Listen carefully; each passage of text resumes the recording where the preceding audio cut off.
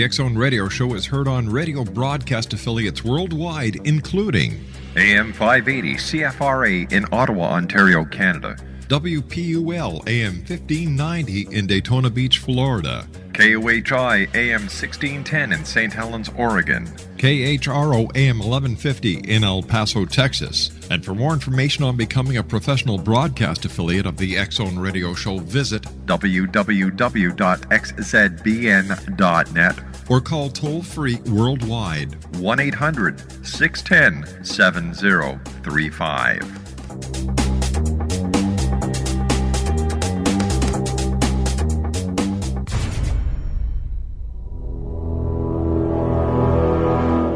The X Zone radio and TV show is largely an opinion talk show. All opinions, comments, or statements of fact expressed by Rob McConnell's guests are strictly their own and are not to be construed as those of the X Zone radio and TV show or in any manner endorsed by Rob McConnell, Relmar McConnell Media Company, Talkstar Radio Network, its affiliated stations, or employees.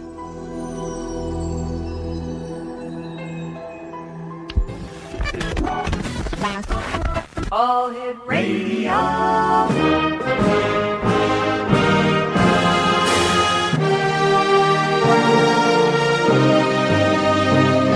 Welcome to the X Zone, a place where fact is fiction and fiction is reality.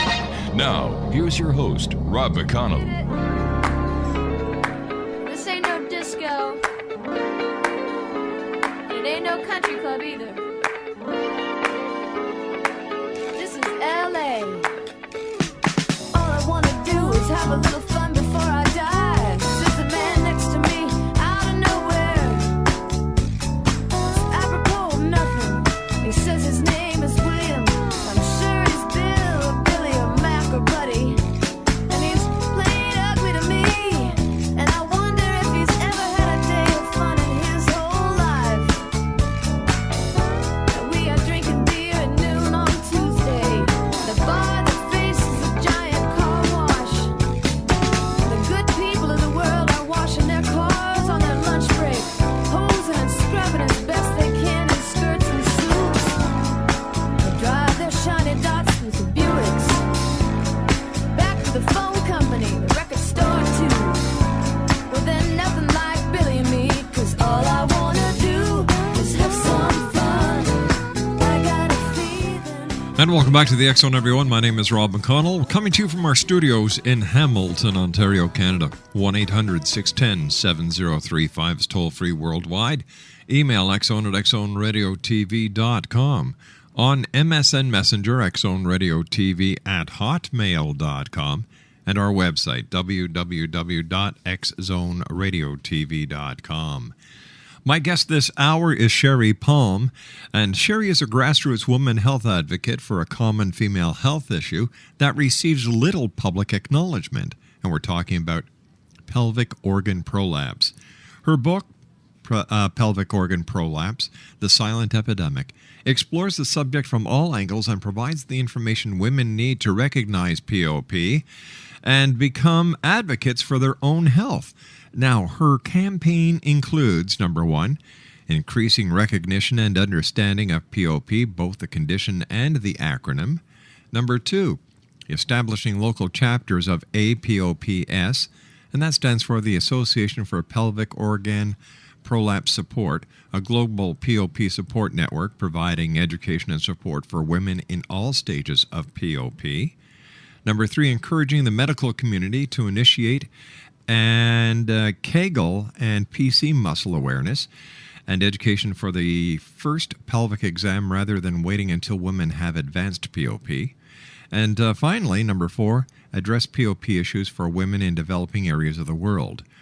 Sherrie is also a provider of women with information and support about POP at the Urogynecology Forum at medhelp.org. Her website is www.sherriepalm.com. That's SHERRIEPALM.com. And Sherrie, welcome to the X Zone. Hi, Rob. Thanks so much for letting me come on to your platform today and get some information out to women about POP. I truly, hugely appreciate it. You know, to be honest with you, I've never heard of POP before. Rob, I get that all the time from women as well as men. That's part of the problem. No one's heard of it. It's in the closet, and we need to change that. But if it's a medical condition, why is it in the closet? Some of the symptoms tied to POP are pretty graphic, pretty embarrassing, and women are not comfortable talking about them. And I find that when I do the seminar path, the one aspect of it that I get the most radical reaction to is that portion, the stigma that comes with the urinary and fecal incontinence, how those types of symptoms roll over to all the other aspects of your life. All right, you stand by. You and I have to take our first commercial break for this hour. Exonation, Sherrie Palm is our very special guest. She has an important message. Give it a good listen. And, of course, let your friends and family know that Sherrie's on the show right now. POP, we're talking about pelvic organ prolapse. She's the author of Pelvic Organ Prolapse, The Silent Epidemic. Her website is www.sherriepalm.com, and we'll be back on the other side of this 2-minute commercial break. Don't go away. Down to his thick fingers before blowing and cushioning them out. He's watching the bottles of bud as they spin on the floor.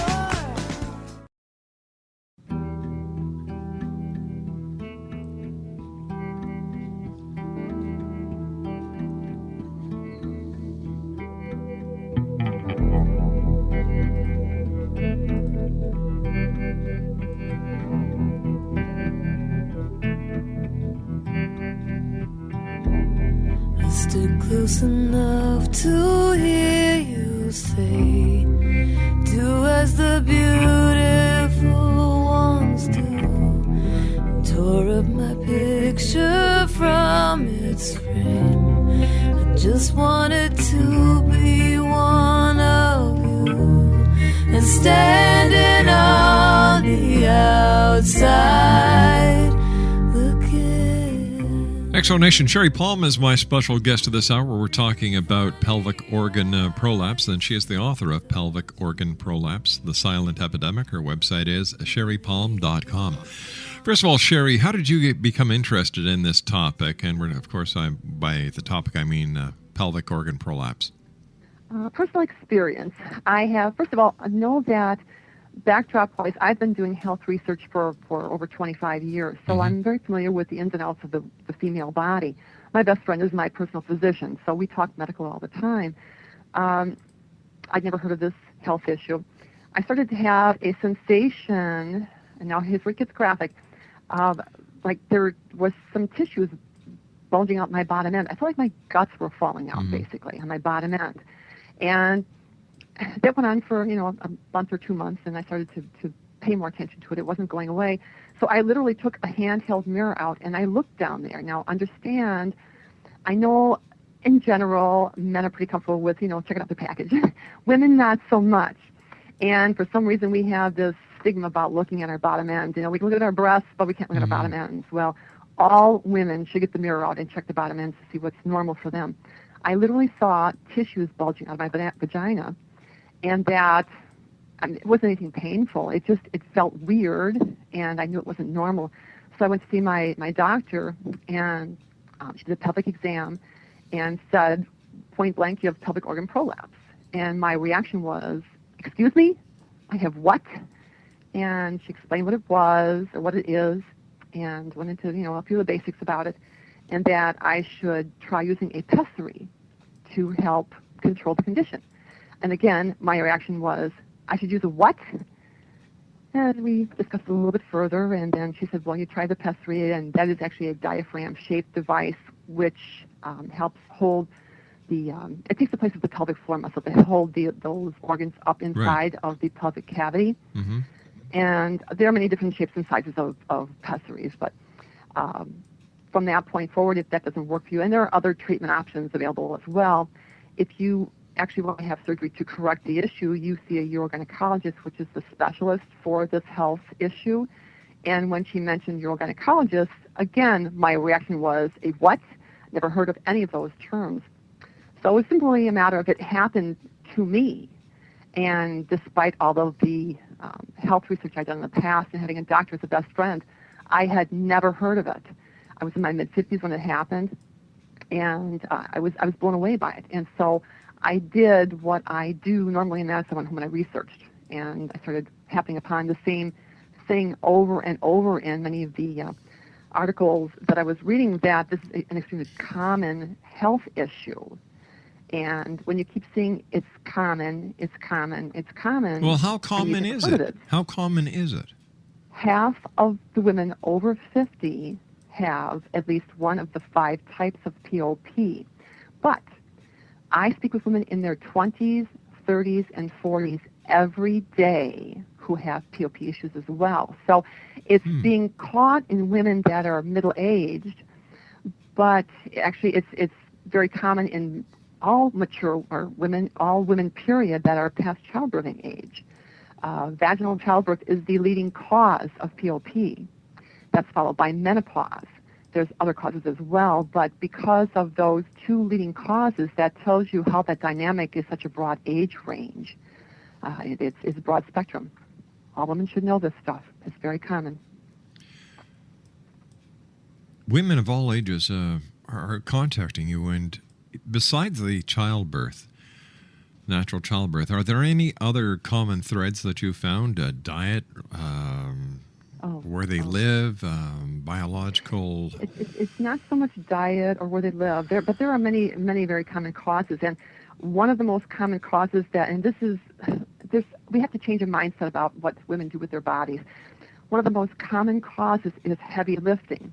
Now, think about what you do when you have children. You are constantly picking your kids up. That's right. All day, every day. Okay, if you've got 1 kid, you're doing it this many times. If you've got 2 kids, you can double it, 3 kids, and so on. And let's talk time frame here. It's not like you pick your children up for the first month after they're born, and that's it, you're done. You're picking up your kids until they're in preschool or grade school, to nurture them when they're crying, or to put them in the high chair or the beds or the car seats or the shopping carts and so on. We're picking up our kids all the time, and they don't pop out with this little tag on their foreheads that say, contract your PC muscle before you pick me up. So women are picking up their children, and they're not contracting their pelvic floor structural support muscle.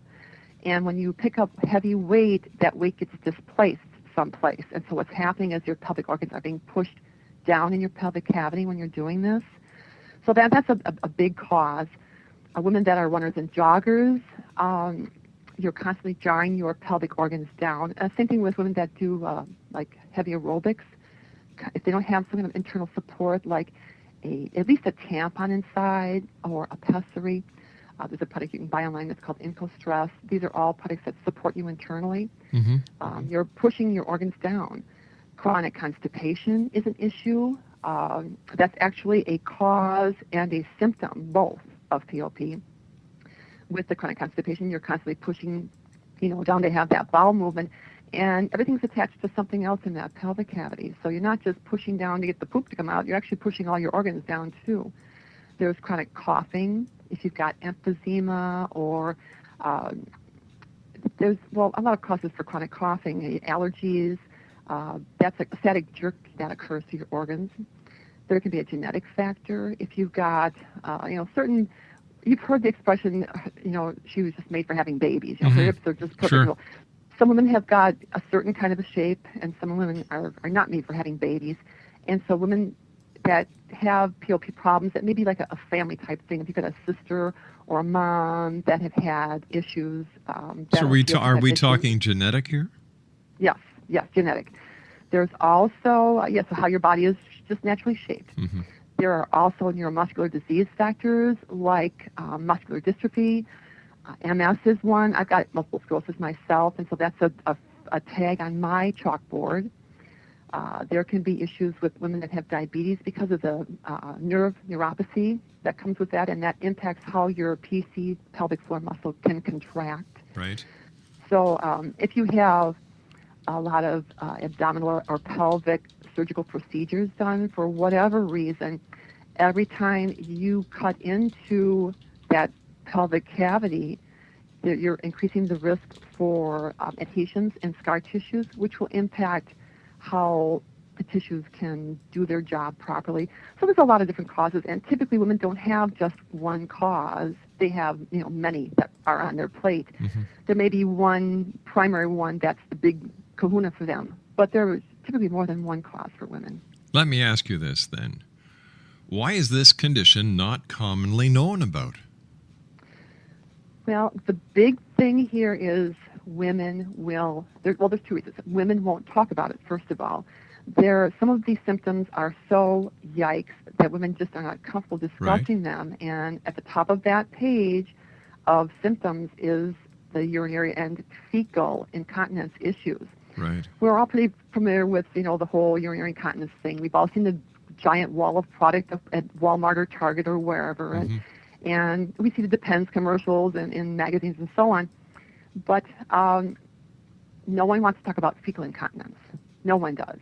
And 20% of women have some fecal incontinence issues, and it's related almost always to POP issues. We can deal with changing, the poop in the baby's diaper, cleaning up puppy poop on the floor. Sure. Those kinds of things are fine. Manure in the flower bed, that kind of thing, but not on us or in us. Because it's personal at this point. It takes away from our self-confidence and our feeling of femininity, and it just has a huge roll-off. So if you take that a step further and think about how it impacts women's relationships, I mean, they can't hardly tell their doctors about this. How can they tell their husbands about it? It's hugely yikes. So that's one of the reasons it's in the closet, and it's probably the biggest reason it's in the closet. It's just no one has reached that comfort zone with talking about, and that's, I think, more of a developed country issue. It's just, we have to get past that and move on to. But women can talk about every other issue. They can talk about cancer, breast cancer, mastectomies. They can talk about tummy tucks, plastic surgery, and the list goes on and on and on. And yet when it comes to something that is affecting, as you said, 50% of the female population, for them not to talk about it, it's mind-boggling. It's mind-boggling. Yeah, I can remember having a conversation with my urogyn about this factor because I'm everything's on the table with me. It's all on the table, and I could not get past this fact that it was in the closet, and I discussed this with her, and I said, I don't understand. I don't get it. How can I not know about this? And she did look me right straight in the eye, and she said, without batting an eyelash, she said, Sherrie, women won't talk about this. And I said, bull. You wait. They will be talking about this because all we need to. This is something we should all know about. Absolutely. There's also issues with I mentioned how I had other symptoms besides the main one that got my attention of POP, but for me, the guts falling out the bottom end was what grabbed my attention and made me do something about it. And so women that have that issue, some describe it as like sitting on a ball. That's what it feels like. It did not feel like that to me. It just felt like my guts were falling out. But for the women who have that sensation, if it feels like they're sitting on a ball, get that mirror out and take a look. Now, for those women, again, this rolls over to the relationship factor. All right, Sherrie, I'm going to stop you here because we have to take our commercial break with the news at the bottom of the hour. Okay. Exonation, Sherrie Palm is our special guest. Her website is www.sherriepalm.com. That's SherriePalm.com. She's the author of Pelvic Organ Prolapse, the Silent Epidemic. We'll be back on the other side of this commercial break with the news as we continue in the X Zone with yours truly, Rob McConnell. Whatever you do, don't go away. We'll be back 4 minutes, 5 minutes at the most. My picture from its frame. I just wanted to be one of you and standing on the outside. Hi, this is Ken Elliott. When I'm floating around the universe, I always try to tune in to Rob McConnell. Hey, ho there, Timothy Frog on Sesame Street. When I want to find out what's going on with UFOs or ghosts, I listen to the X Zone with Rob McConnell. This is Les Corrigan from Target Internet Development. You're listening to Rob McConnell on the X Zone Radio Show. This is John Hogue, prophecy scholar, and you're listening to Rob McConnell in the X Zone. Welcome to the X Zone, a place where fact is fiction and fiction is reality. Now, here's your host, Rob McConnell. Hey lady, you lady, cursing at your life. You're a discontented mother and a regimented wife. I've no doubt you dream about the things you'll never do, but I wish someone had to talk to me like I wanna talk to you. Ooh, I've been to Georgia and California and anywhere I could run. Took the hand of a preacher man and we made love in the sun. But I ran out of places and friendly faces because I had to be free. I've been to paradise, but I've never been to me. Sherrie Palm is my special guest exonation. She's the author of Pelvic Organ Prolapse, The Silent Epidemic, and her website is www.sherriepalm.com. All right, Sherrie, you went to the doctor. You got diagnosed with POP. You've done research on it. You found out that 50% of all the women, have this POP, and yet it's still a disease or a condition that is kept in the closet because of can we say the social aspect of it? Definitely, absolutely. That is the one. There's another reason for it too, but that is probably the biggest reason why it's in the closet. Yeah. But wouldn't a husband know that there's something wrong? You would think, but no. The tissues down there are all soft tissues. Well, first of all, a lot of women, they start to shy away from sexual relations because they're concerned they're going to have leakage, whether it's urine or feces during the sex act. So they start just shutting down. And they can't, they're too embarrassed to tell their husbands or their significant others or boyfriends or whatever why they don't want to have sex. And then, of course, the guys are going to assume that the women just don't want to have sex at all, that it's I have a headache syndrome, or they're not attracted to the men anymore. The roll-off is huge. And so that's, a huge reason it's not discovered. And second of all, the tissues down there are soft tissues.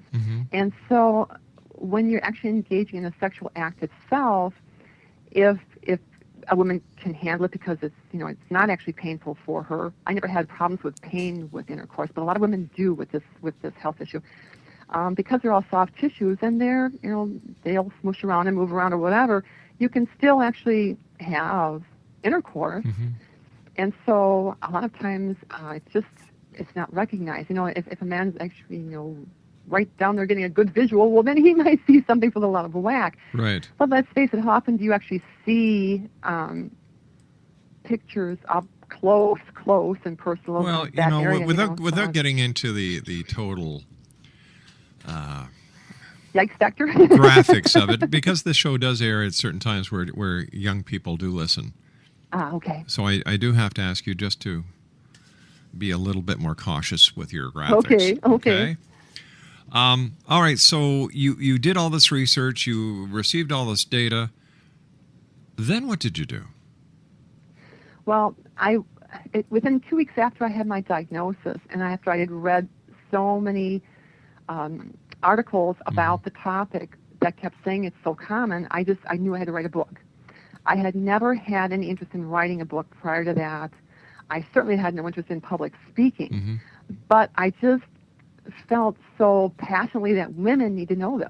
All women need to know this. How can we understand these symptoms that we're having, particularly when the symptoms are often a rollover to other health issues that women have got that are related to the pelvic area? How can we open the door and women know about this and get earlier treatment if they don't even know that the condition exists? Let me ask you this. If a woman has POP, could it be misinterpreted as another disease or another problem?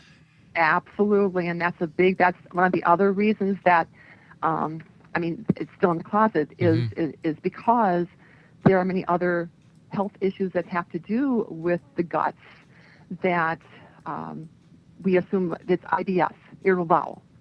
Women are seeing gastros. They're having upper and lower GI tests done, and it's not being caught. They're not catching the POP stuff. Traditional pelvic exams do not include checking for POP, and when you're laying down in the traditional position that you're in to have a pelvic exam done, the tissues kind of tend to roll back into the pelvic cavity, so it's not quite so noticeable.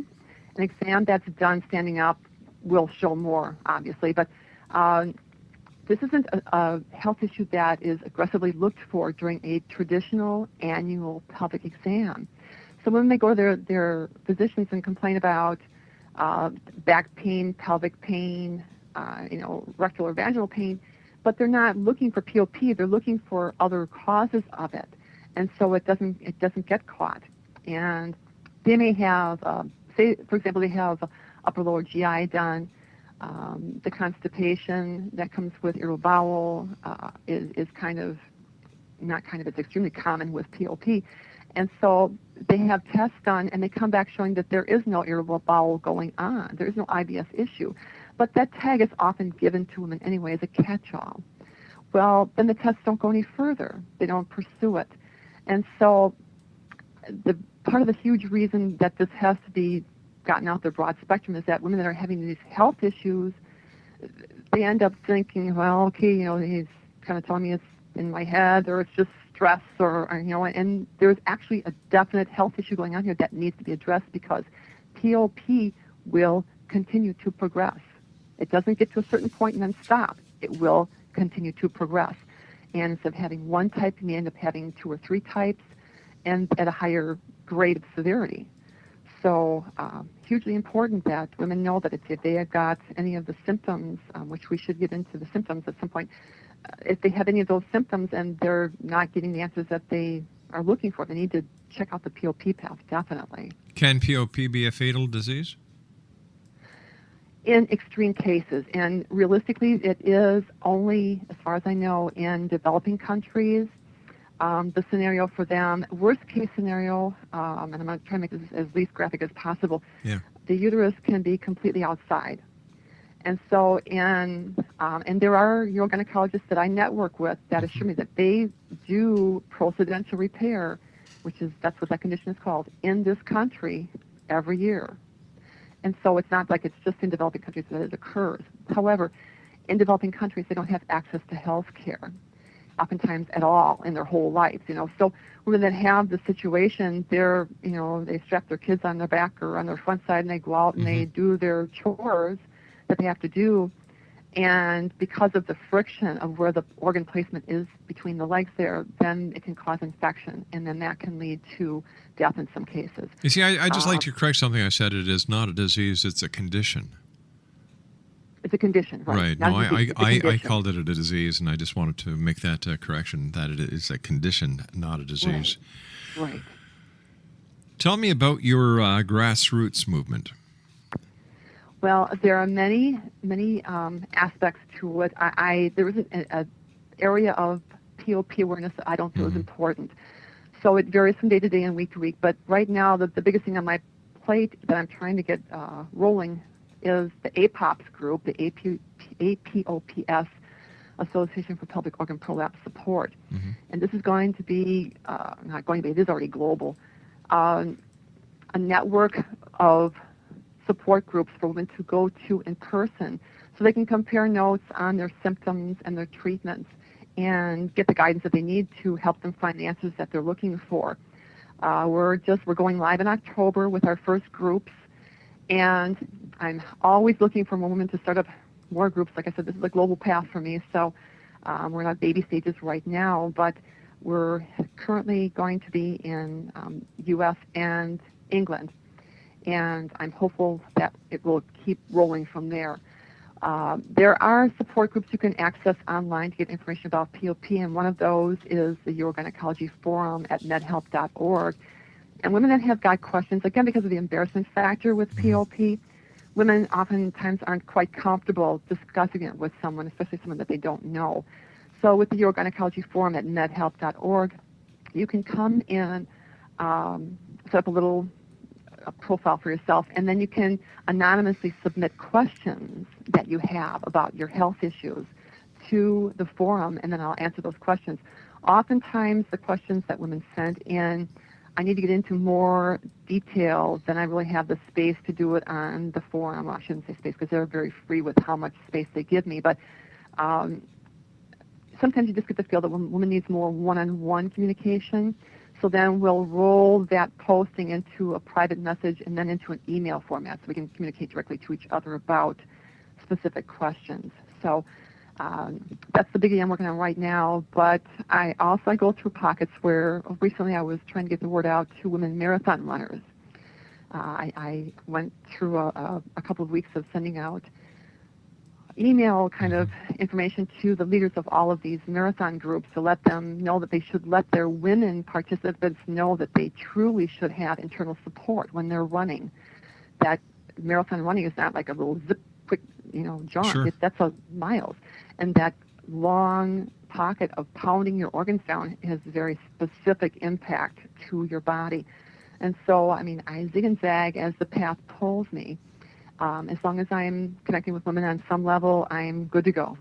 Any aspect of it is important. All aspects are important. So you would think that there would be more education for women that is being conducted by the medical field. For example, you were saying that mothers who lift their children up and down, up and down, up and down, as well as then the sports aspect of it. How come if you go to your local doctor, for goodness sake, and wouldn't he or she be? I find this very perplexing. Like if they know something is... It's very hard to imagine, why isn't this information getting out there? And I think it's just the mindset has been the same for so long that it just doesn't occur to anybody to, try and change the format.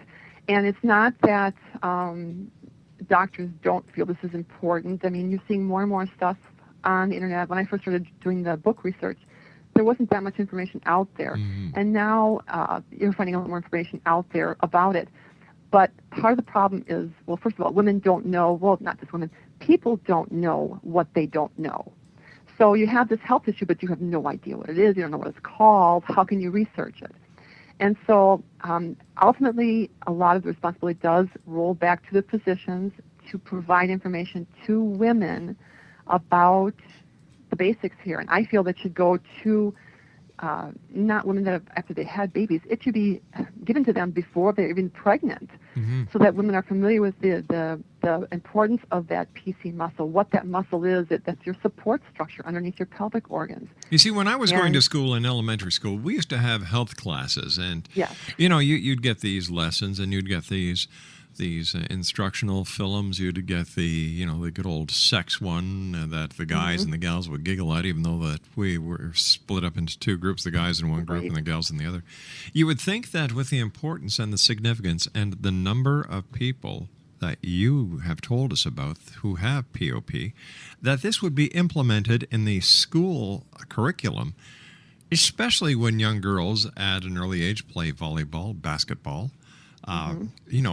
Track and field, I'm sure must play a part on this as well. Sure.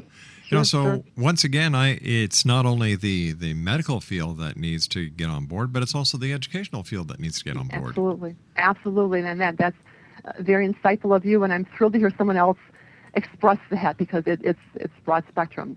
There are so many avenues that it have to start opening their eyes to this health issue. It just impacts so many different directions, and every little piece we can get whispers out there to change how women take care of themselves and what they do. It's all beneficial. Absolutely. How long did it take you to write Pelvic Organ Prolapse, the Silent Epidemic? That went quickly. I was diagnosed in December. I was researching from then. I had surgery in February. I researched through my surgery in February. I wrote from February through July. From July through November, I was pounding the email or the internet pavement trying to find a publisher. So it went quickly for me. Writing, I don't have any problem with writing. I just never had any interest in doing it as far as putting a book out. It's just the subject itself that made me crazy. So the book path went quickly, and from that point forward, now it's been a year and a half almost that I've been pounding the pavement trying to get the word out there. And for me, it's not so much about the book, it's about creating the awareness pocket and changing that awareness curve so that we can get the info to women at a younger age and change that whole mindset. So it's just a constant shift. All right, please stand by. You and I have to take our final break. We'll be back shortly. Exonation, Sherrie Palm is our special guest. Here are some websites: www.sherriepalm.com. That's www.sherriepalm.com. And Sherrie was also talking about a website where you could actually go and get some more information. And if my memory serves me correct, no, we don't have it here. All right, we'll get it for you when we come back on the other side of this commercial break. 1-800-610-7035 is our toll-free number worldwide.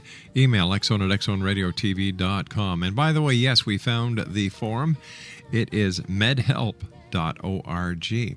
I'll be back on the other side of this break. My name is Rob McConnell. This is the X Zone. Don't go away. And friendly faces because I had to be free. I've been to paradise, but I've never been to me. Please, lady, don't just...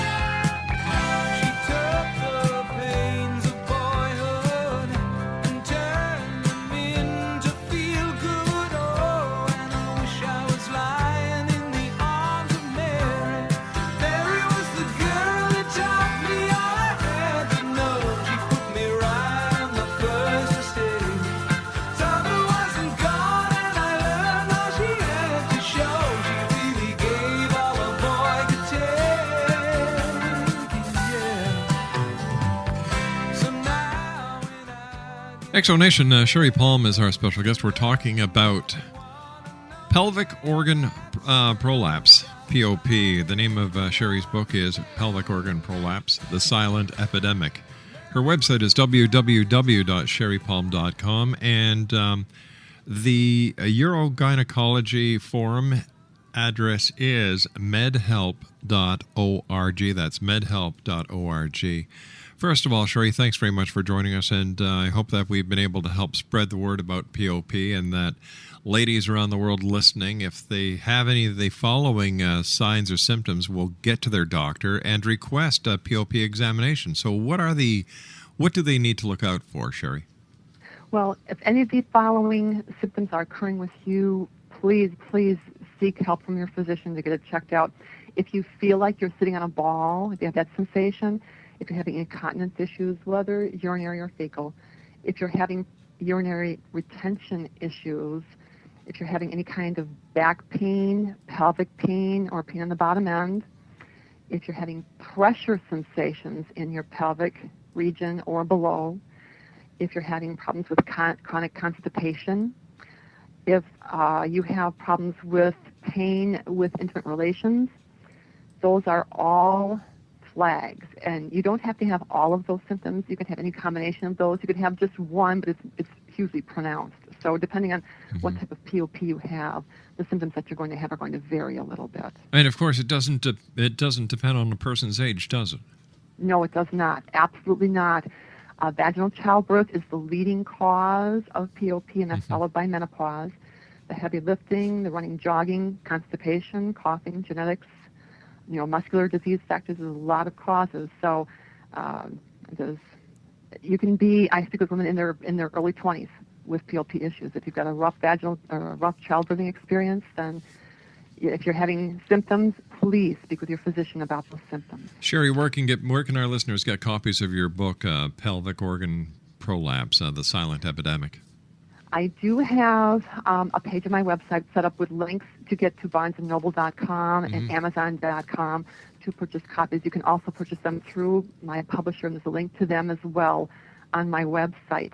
And there's also on my homepage, I have got links to all of my feeds, the medhealth.org, the Orgynecology Forum link is on there, as well as there's a Twitter link and a Facebook link and LinkedIn link and so on.